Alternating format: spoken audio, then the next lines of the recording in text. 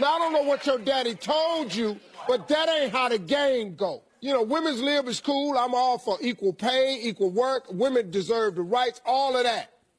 But you got to take care of a woman. If you're not willing to do that, what are you doing? What you doing?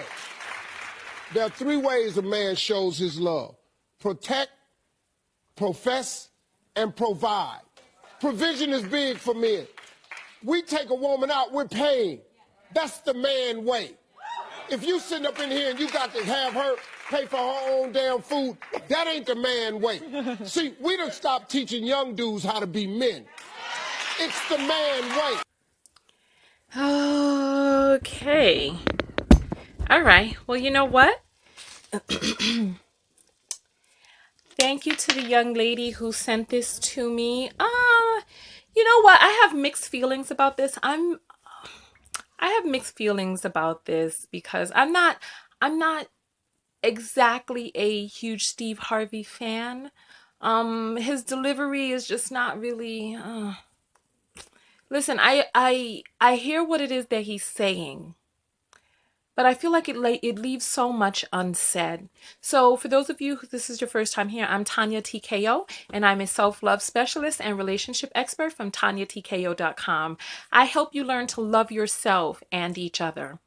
And so in this video, I don't know. There's something about it that just, his reason, look, I completely agree that a woman needs to feel protected and provided for her full femininity to flourish and unfurl in this relationship. I fully agree with that.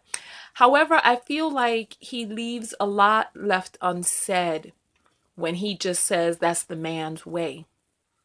You know, there's some men who are saying that that teaching is actually toxic for them, and that they were taught that that is their, you know, that's their main whatever. I'm sorry, it's so far from what I can't even think of it, right? So it's like, it's just more of really the same. Like, I want us to veer from, you just do it because that's the way that it's always been done. I want us to dive in a little bit deeper. And you know, I hear him talking, but reality says another story, because I know the Steve Harvey, I know his background, and I know that he had this vision of what he wanted his life to look like, and he put all of the financial burdens and stressors on his first wife.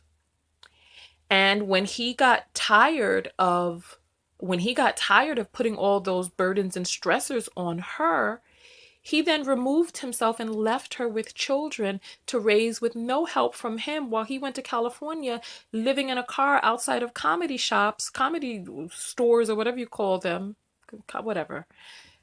You tell me the name of it if you want to. But comedy shows, and he was like just living in his car out there. And he talks about this huge testimony of how he had this dream. And okay, a lot of different men out there have the dream. So it's like, so on one hand, you're gonna do in your life, you know, so he had a dream, okay, but these kids still need food. And people are like, oh, well, you know, he eventually became a millionaire and then was able to provide more for them than they ever could want financially. Yeah, but you know, it's like, you create a human life, and that human life, money is important, but your presence there is important too. What are the lessons that we're teaching our children?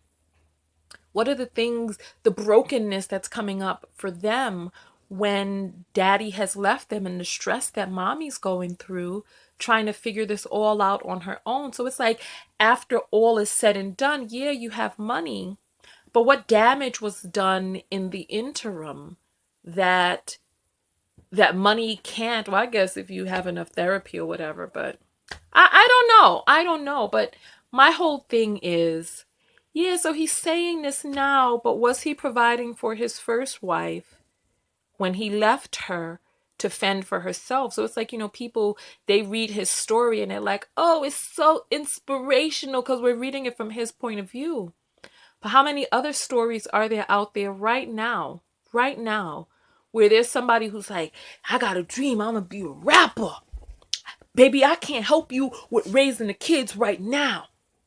Cause I'm gonna get this, so it's like, so yeah, so some people do make it. Some people do. I mean, listen, I lived in my car for a year because that's how I first heard about his story.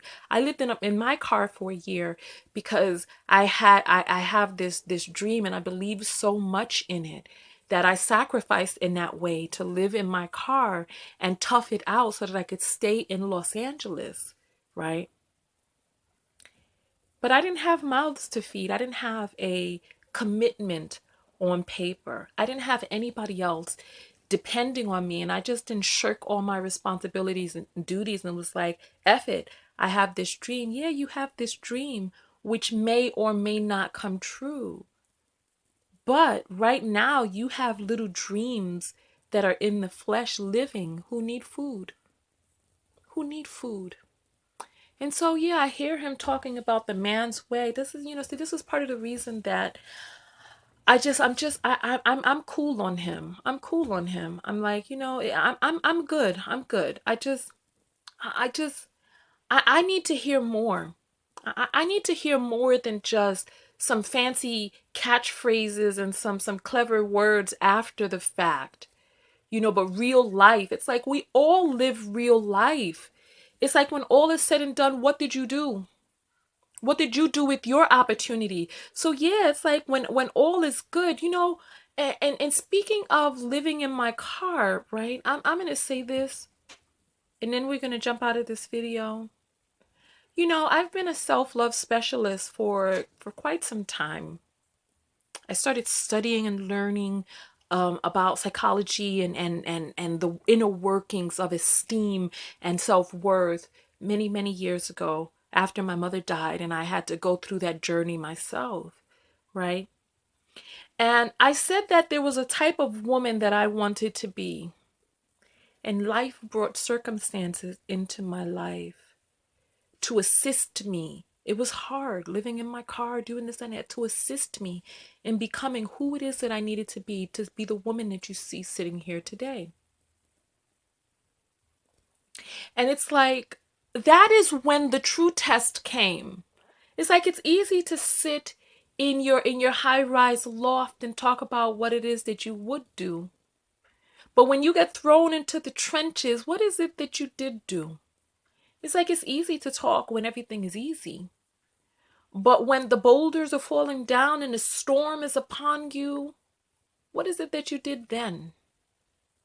And when we ask Steve Harvey, what is it that he did then? It's a whole other story. It's like, so yeah, so you could talk to these guys all you want about what it is that they need to be doing because it's the man way.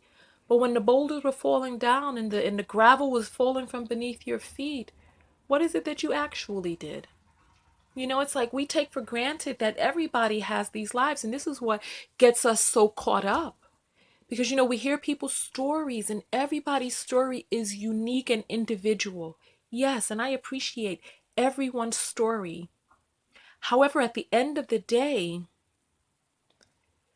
our lives are made up of the actions that we exchange for the time of our lives. So, okay. So, yeah, so it's like, so you had this dream. I was going to say Tyrone, but I don't want to use no stereotypical names. I'll say Roger. Roger got a dream too.